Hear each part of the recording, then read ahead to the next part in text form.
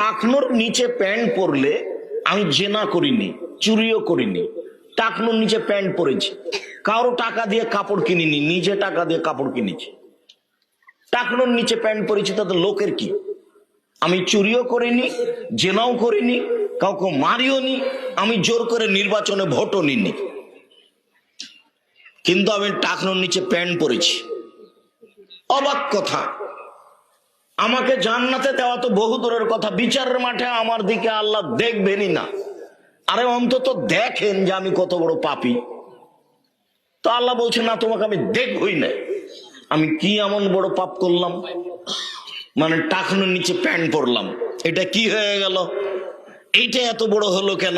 আমি তো নিজের টাকা দিয়ে কাপড় কিনেছি, টাকনোর নিচে প্যান্ট পরেছি, তাতে কি হবে? চুরি তো করিনি, জেনা তো করিনি, ডাকাতি তো করিনি, সুদ তো খাইনি, জমি তো জোর করে দখল করিনি, পিটিয়ে তো নির্বাচনে আসিনি, লাঠি দিয়ে তো নির্বাচনে আসিনি, লাঠি দিয়ে তো রাস্তায় চলি না, শুধু প্যান্টটা টাকনোর নিচে রেখেছি, তাতে কি হলো?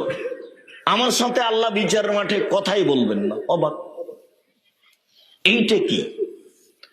এইটা হলো মনের সাথে জড়িত পাপ, যার কারণে মন যেখানে চলে শরীয়ত সেখানে চলে না।